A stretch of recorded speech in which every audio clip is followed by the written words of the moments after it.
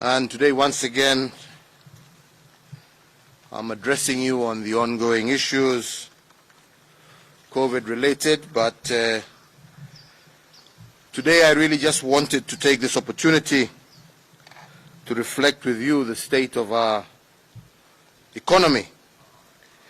And before I do so, I'd like to make a quick observation, because whenever we talk about our economy, as government, normally what we do is just bombard you with figures and statistics without a human face.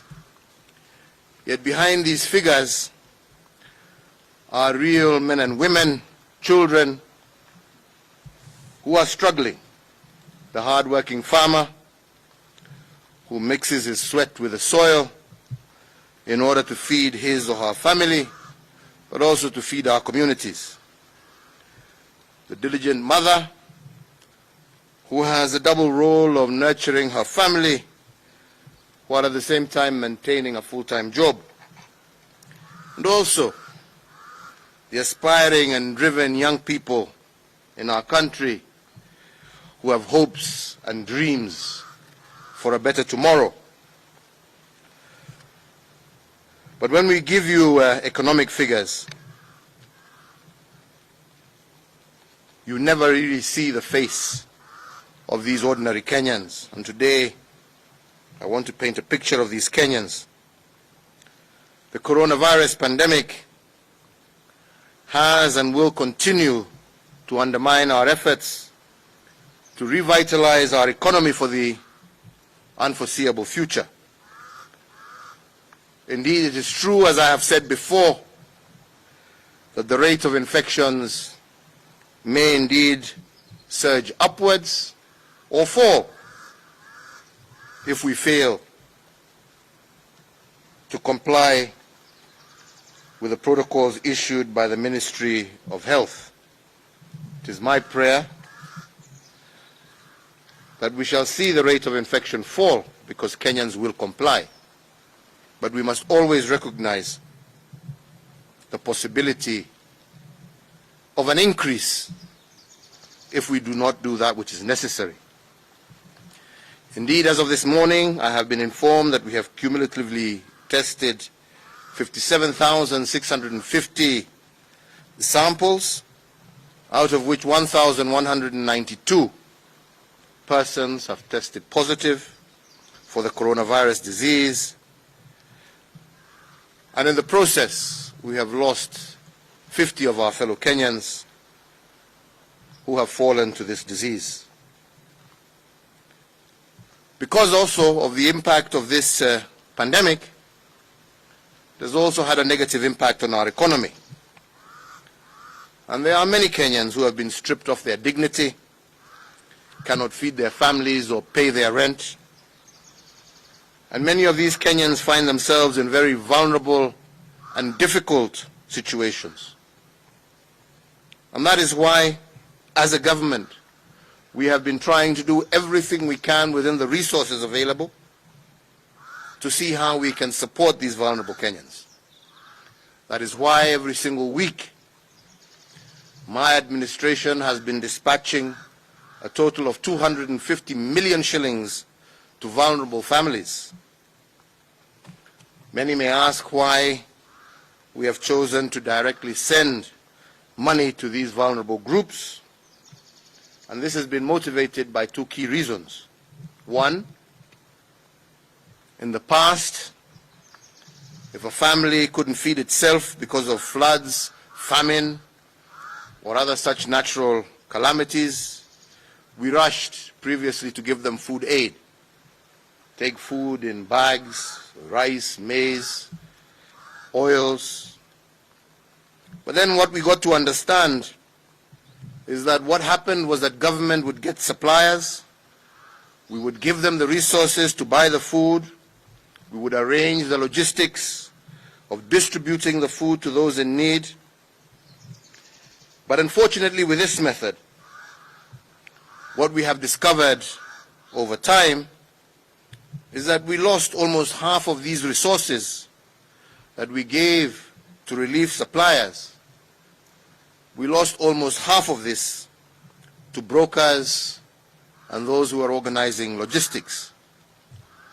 So therefore, very little of the resource actually reached the intended target groups.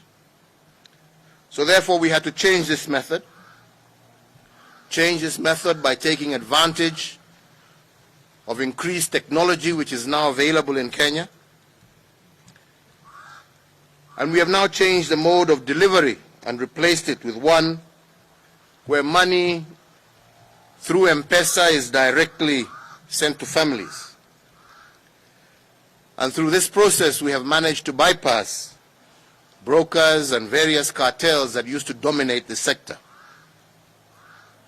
But also, which is also equally true, as a result of this, we have also managed to catalyze local economies through the injection of 250 million shillings each week through these families into local economies across the country.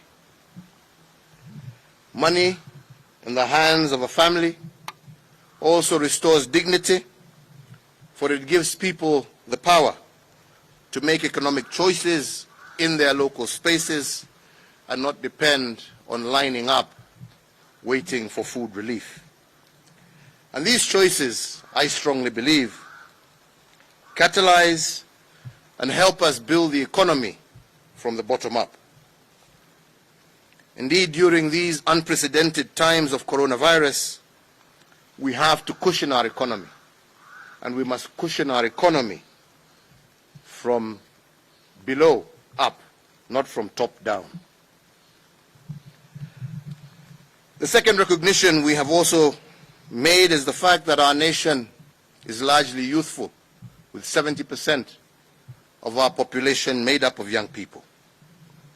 And whereas this gives us great hope, because a young population is indeed much more better equipped to fight coronavirus, but it is also worrying. Worrying because during a pandemic like the one we have, the sheer energy of our young population, as much as it will help us fight the virus, but we must also do everything we can to direct this energy so that it is not misdirected into misdeed. And this is why we must direct this youthful energy in a constructive manner. So therefore, as we fight this virus, as a government, we have started to harness the energy of our young people, engaging them in the National Hygiene Program that is more commonly now being referred to as Kazi Mtaani Initiative. Under this program, as a government, we expect to spend a total of 10 billion Kenya shillings, engaging our youth in restoring public hygiene standards, in urban civil works, and other public undertakings.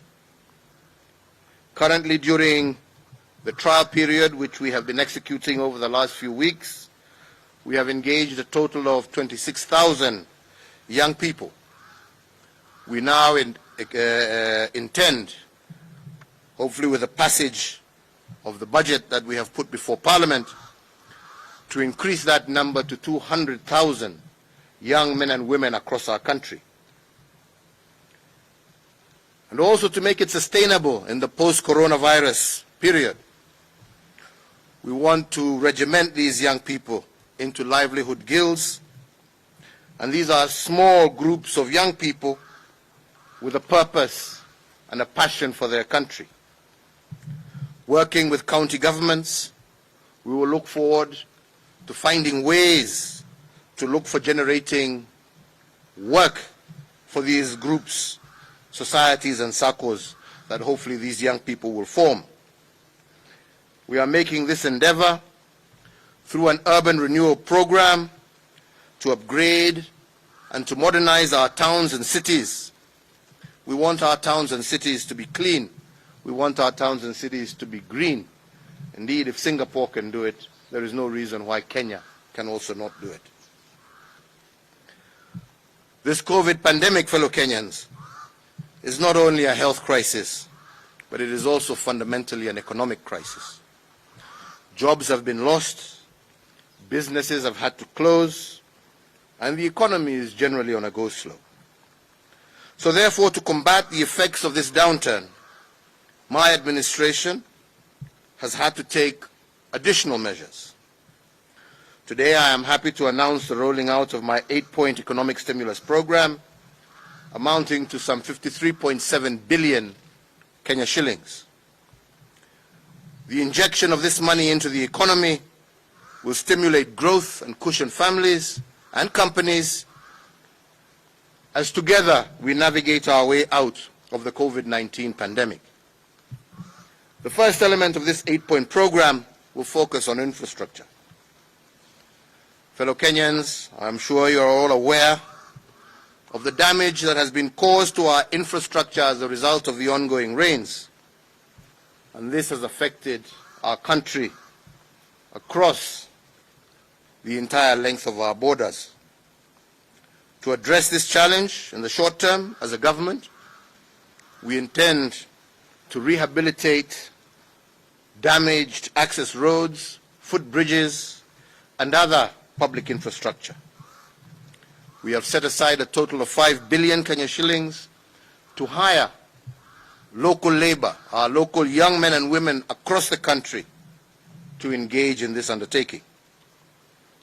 We are convinced as a government that with the use of local labor and local construction materials, in line with our Buy Kenya, Build Kenya policy, we will be able to stimulate and support micro and small businesses across the country.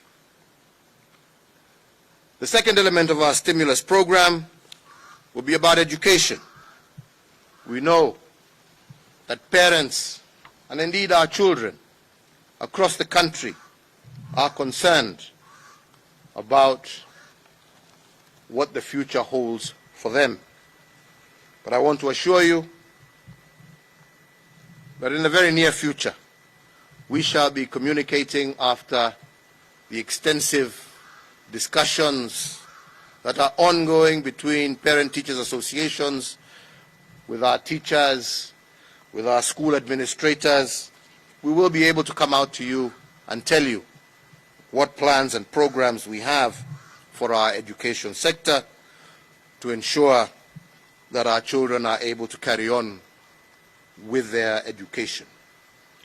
But in the meantime, in our current budget, we have allocated an additional 6.5 billion shillings to the Ministry of Education. The purpose of this is to hire an additional 10,000 teachers and an additional 1,000 ICT interns to support our digital learning program. The program will also support the improvement of school infrastructure, including the acquisition of an additional 250,000 desks across the country, and these desks will be made by our local artisans across the country. The aim of this particular objective is to get thousands of our graduates off the bench and off the street into action, while at the same time supporting our local artisans, our local builders, and their businesses. The third element of our program will target our small and medium enterprises. During this COVID pandemic, the liquidity of these enterprises has been adversely affected. The stimulus program that we are proposing will deal with this in two ways. First and foremost, we have allocated Kenya shillings 10 billion to fast-track payment of outstanding VAT refunds and other pending payments.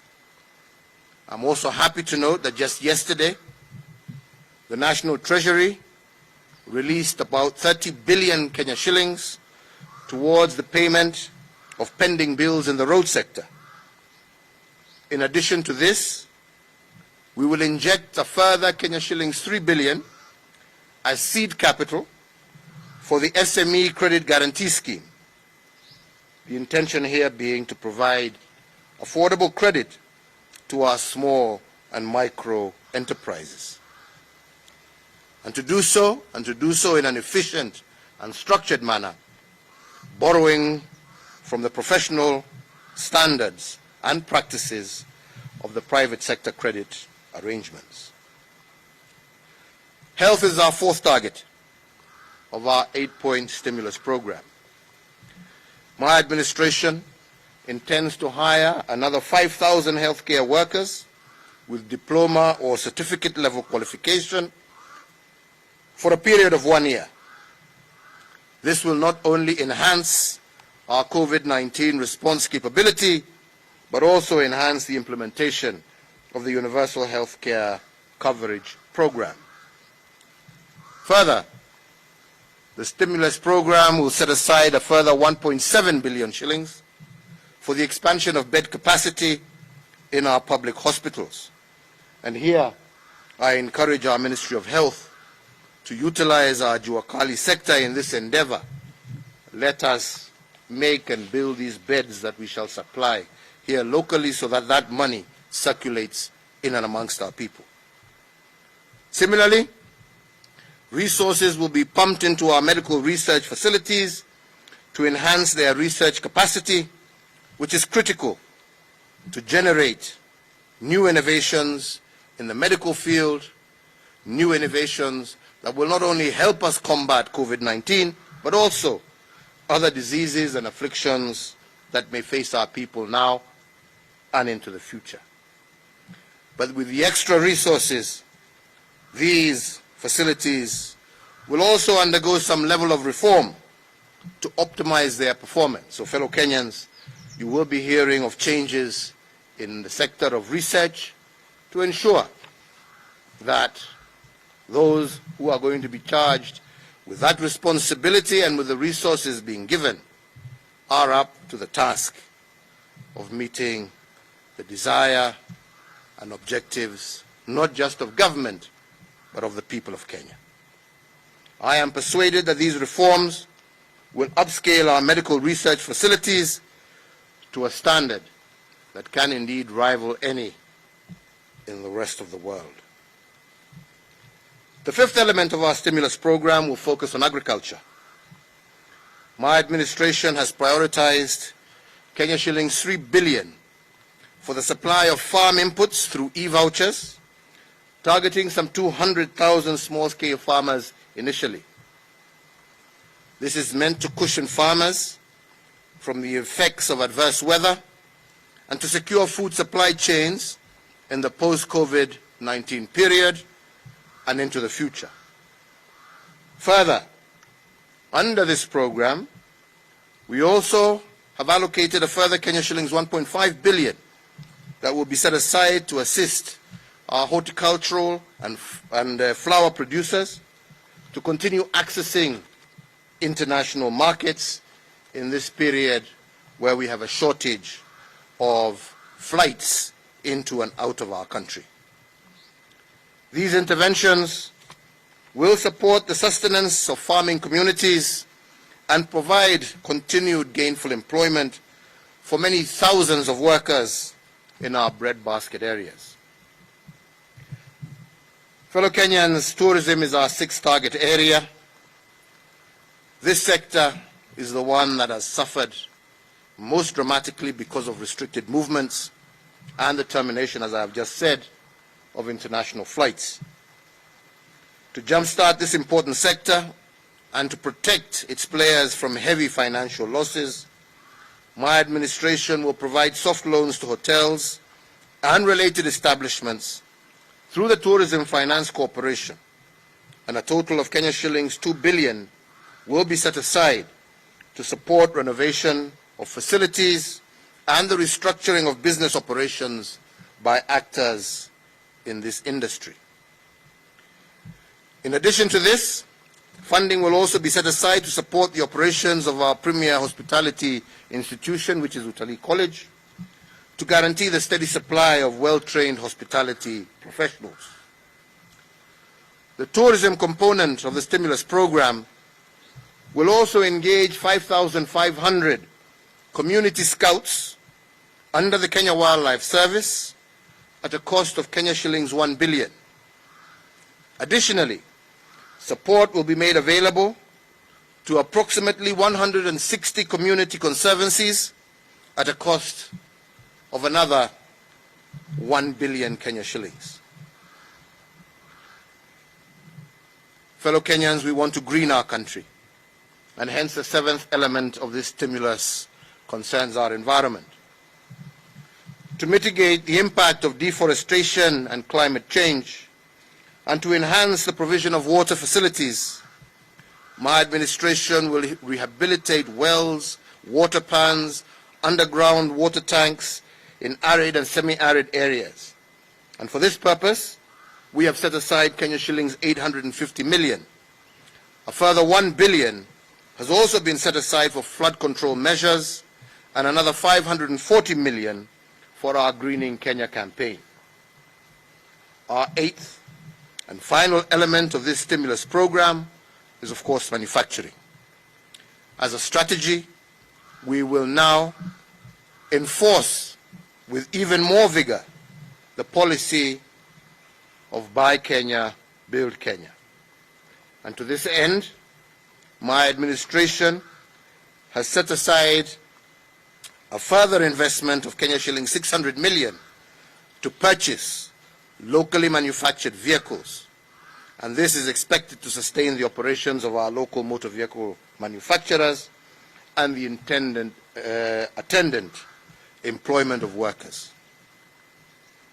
I want to also, at this point, also thank our National Assembly and Parliament as a whole for its incisive and speedy consideration and approval of the tax measures that my administration proposed to spur the economy by ensuring that employees have more of their earnings available to them to spend, and to also reduce the corporate tax burden as an incentive to our business enterprises. I also, therefore, take this opportunity to once again urge Parliament to consider on a priority basis the budget proposals to anchor my 8-point economic stimulus program in order for us to be able to release this money to assist Kenyans who are in need. Finally, fellow Kenyans, the challenge of our moment now, the challenge that has put us on a new road, the twists and turns of the road that we are on, we must continue to acknowledge our unknown. Unknown not only to us here in Kenya, but to the world at large. Every single country is struggling to find a way forward. I am comforted by one thing about Kenyans. Throughout our history, we are on record as a people who know how to do a good fight. And we have proven this over and over again.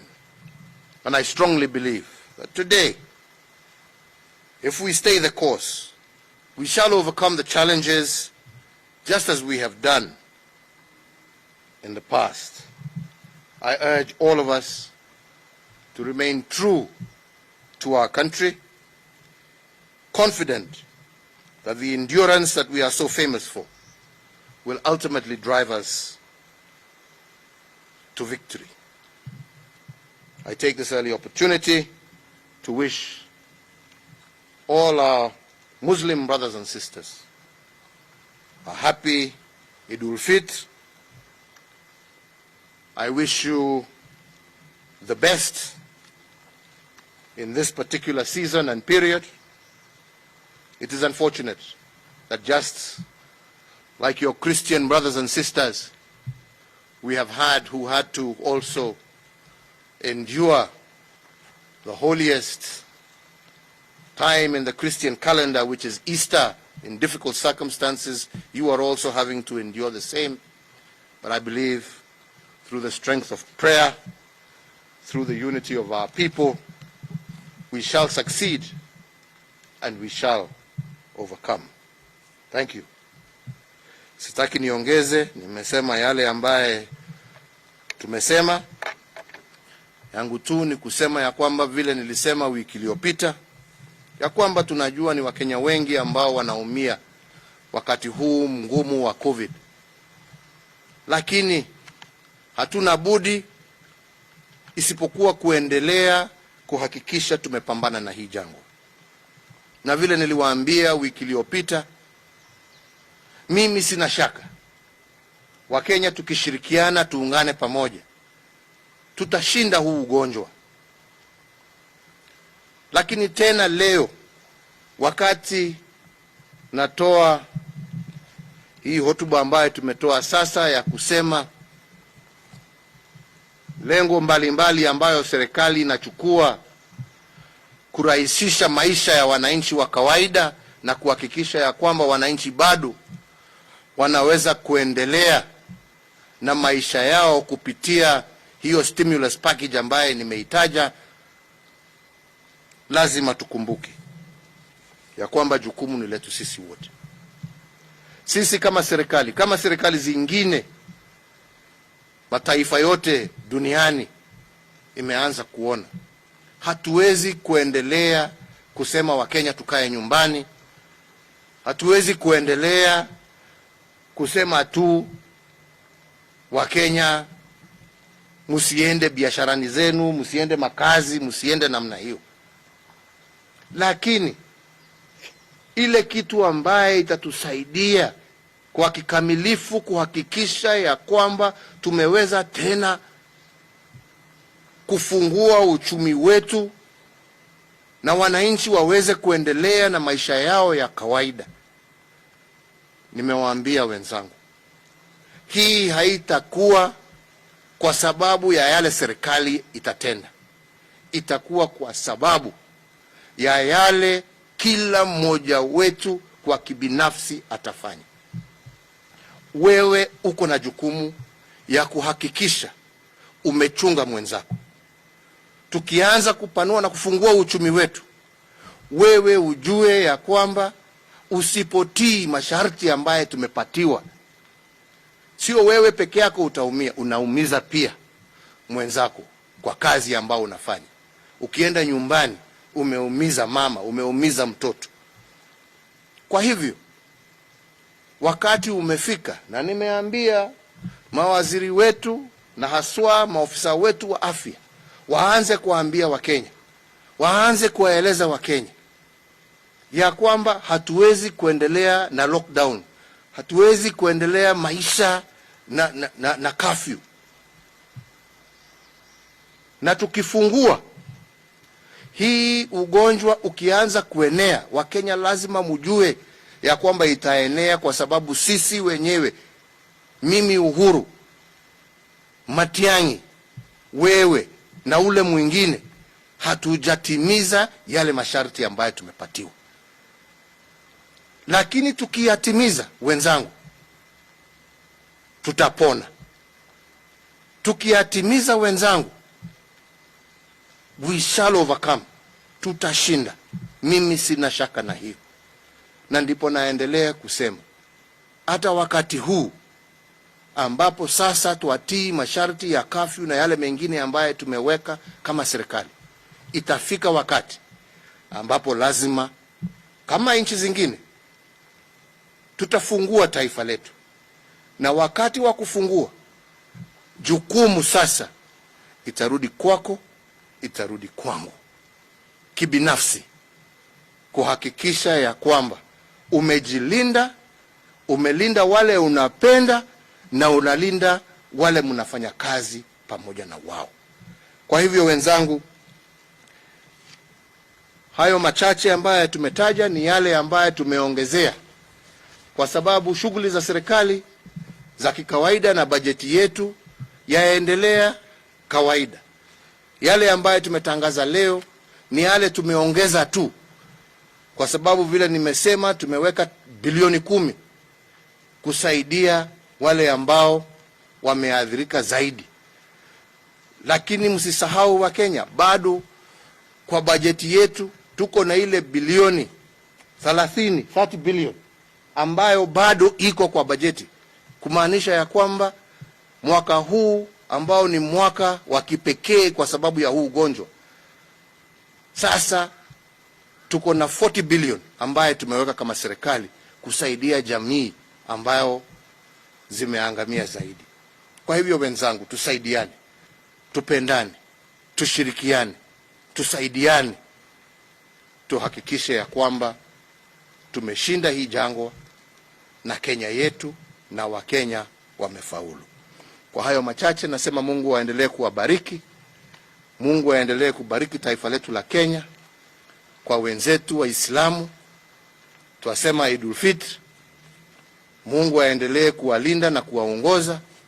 Najua kwa wengi wenu hii ni wakati wa sherehe, lakini kama Wakristo wenzenu, Wakenya wenzenu ambao ni Wakristo, hata hawa wakati ya Easter muliona tukisherehekea Easter, kipindi kitakatifu kabisa katika kalenda ya Wakristiano, lakini tulisherehekea kila mtu kwake kwa sababu ya hii ugonjwa. Jameni, tushirikiane. Mungu ni moja, Mungu atupenda zote, na mimi naamini pahali popote tulipo, hata kama hatutakuwa na wenzetu tuwapenda, tuendelee kumshukuru Mungu kwa yale ametutendea na kuendelea kumuomba atuondolee shida na jangwa ambazo za kumba nchi yetu na dunia yetu kwa jumla. Asanteni sana na Mungu awabariki. Asanteni.